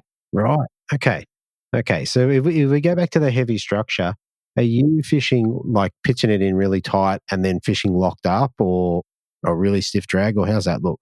Yeah, so no. So I'm fishing it very tight, but in terms of drag, I'm not locking it up. I'm only using 4 pound. Okay. But when the fish takes the lure, I try and steer it out, whether it's big or small. I'll just get on the electric and steer the fish out. Okay. I just take no chances, especially when you're sitting in fourth and you don't want to lose any fish. Uh-huh. And that was a mistake I made for the first few fish. They just did me before I had a chance to even move. Sure. So I try and use the boat to steer him away from the structure, which worked once I started to do that. Yeah. But I did catch a few fish on crabs that day as well as mussels. And then still I used the power baits as well. All right. So once you went to the boulder at the end and 3 upgrades, and I assume that at the end of that you had to then race back to the weigh-in? Yeah, I still did fish some structure on the way back. Yeah, I just very close to the start line. Didn't catch any upgrades though, just got a couple of smaller fish. Yeah, when I had that bag, I didn't know if I had done it. I didn't realize it was that big. I thought it was just a touch over 4 kilos. Sure. But I think some of those fatter fish, those football looking fish, they kind of solidified the win for me, because they would have weighed a lot more than they traditionally weigh at that size. Yeah, definitely. I mean, in reality, you're a kilo up, so you probably could have thrown away a pretty big fish and you still would have won. Yeah, I guess so, yeah. But you don't know that. You don't know that until you get back. All right, so tell us about the weigh-in, mate. Did you get a feeling you were really in with a chance here, or what were your thoughts there? So just before the weigh, when I knew I had 4 kilos, I just kept on going back to the conversation with Chris and him saying that he wasn't on fish. And I thought maybe 4 could do it. If he gets, again, a bad day for Chris is mid to low 3s. And I thought if he can get low 3s and I can hover around that 4, I'm in with a chance. But then when I went back to the weigh-in, I remember Jesse Roden said that he spoke to Jamie's non-boat or observer, and he told him that he had well over 4 kilos. So then I was like, okay, I haven't won this. And then I heard from someone else that Cromer had a well over 5 kilos. And I'm like, okay, he was about a kilo and a bit below me, but 5 kilos, and I've got a 4. He's probably now a kilo and a bit, or would be close. So yeah. I thought, and then I didn't know what Morgo had. I didn't know what Liam had. I did speak to Hickson, and he said he didn't have much. But again, you just don't know. No. But So then I weighed my bag. Even I was surprised at how big it was. And then I went and took photos. And I didn't even hear Jamie's bag. Because that was the bag I wanted to hear because I thought he had well over 4. Yeah. So at that point, even when it was down to Chris Hickson weighing before Steve called me up, I didn't actually know I was in the pole position because I didn't know what Liam had weighed or I didn't know what Jamie had weighed. Yeah. Yeah, so when that happened, I mean, even when Steve gave me the bag to feel and he goes, it feels heavy. Like, it did feel over 3 kilos. It didn't feel the 2.5 or whatever it was that Chris had. Like, I definitely, again, till it dropped, I didn't know. Okay. Yeah. Oh, there you go. Well, it was all enough. I mean, it is a buzz when you get to the weigh-in and you're a chance. And then obviously the scales tip over and you end up winning. So, yeah. All right, mate. That's a great story. One last thing before we move off the fishing. What sort of rods and stuff were you running for the weekend or for the comp? Yeah, so I run 12 of those Shimano Zodius 270 ultralight. Sorry, I run 11. I run one of the old Raider rods as well. Oh, yeah. They're only a cheapie, but I use them for good reason because I tend to be rough with them and I probably snap more than I've ever owned. So I'm always happy to have one on board. Sure. Yeah. So, yeah, sort of like 11 and 1 sort of situation, 12 rods. But, yeah, mainly it's 270 ultralight Shimano Zodius, 4 pound leader, 4 pound braid. And then the jig heads range from, I think I may have gone as high as 1/20th on day 3. Day 1 and 2 was 1/28th and 1/40th. Yeah. And then just a mixture of crabs in olive, brown, and then the Outback Riverbait muss in the OG size. And then the crankbait that I used for that weekend was a Maria crankbait. I did try the Jackal Chubby, but I didn't like the contrast of the colour or the purple. It was like a bright purple in that darker water. It didn't really work. Like, that's ordinarily my go-to, but for this week or this event, it wasn't really my cup of tea. So I went to the Maria crankbait. Yeah. Yeah, the Maria crankbait, are they still being made? I don't think so. So I bought a whole batch way back when. So it's got like a brown head, transparent brown body, and then like an orange undertone. And I found that orange also helped in that brackish water. Sure. Yeah, so. Very good, mate. All right. I reckon that's a great rundown. For the winner of the Open, what do you get to take home? Yeah, so you get your trophy, which is what I wanted. You get another memorial trophy, the Greg Lee Memorial Trophy that you get to keep for a year, and you get to put on your mantelpiece and then just stare at it every night before you go to bed and every morning when you wake up. That's it. Yeah, and then there's also $6,000 cash, which is helpful. Very helpful to fix a lot of the issues that arise during the event. That's it. It'll pay for a lot of lost lures and maybe an electric motor or two and what have you. So yeah, definitely need a new foot pedal. That's the first thing that went on day 1. So ouch. Yeah. So what happened? The dial, the speed dial, it kind of did a full revolution. So my 10 speed was like 1 speed or 2 speed, and the 1 speed was like 0 speed. It was all over the place. So I kind of just left it on one number all weekend and just try not to mess with it because otherwise I didn't know how fast or slow I was going. Yeah. Okay. Fair enough. All right, mate. I think that's a great rundown of everything. Mate, before we head off, is there anyone that you want to give a shout out to or say thank you to? Yep. So big thank you to Steve Morgan and the team at Australian Bass Tournaments. Without them, we wouldn't be able to do this great event. It's definitely my favourite and a lot of the anglers' favourites, especially the locals. Daiwa for sponsoring it. Ultimately, if they didn't sort of revive this series, then again, we wouldn't be able to, or Steve wouldn't be able to put these on. The anglers, the guys that sort of always come back each year and make it tough and make it challenging and, make me and the others push harder each and every year. Yeah. Yeah. And then, I also like to thank you for having me on and giving me the opportunity to say my piece. Yeah, mate, that's brilliant. Thank you. Well, mate, I think we'll leave it there. I'm going to say congratulations, mate. You're up there with some of the greats of the fishing world. Hopefully we get to talk to you again before the end of the year. Yeah, perfect. No worries. Thank you for having me. No worries. Thank you. Cheers, mate. Bye-bye. Okay, everybody. So there it is. The Bream Australian Open for 2024. Daniel Bonacorso catching, decent bags day 1, 2, but coming home with a big kaboom running over the top and taking the win by over a kilo. How good is that? What a great result. Steve Morgan, Jamie McEwen, Daniel Bonacorso, congratulations, guys. Absolutely fantastic event. And all the anglers that are right up there, but really, really good event. And I did enjoy talking to those guys. All right, so that's all I've got for you today. If you are chasing the Bev and the Bream shirts, reach out to me and we'll try and get that sorted for you. I will have a couple of extras, but don't bank on that. Just get your name down on one and we'll sort it out later. Anyway, I'm going to talk to you next week on the Bream Fishing Project.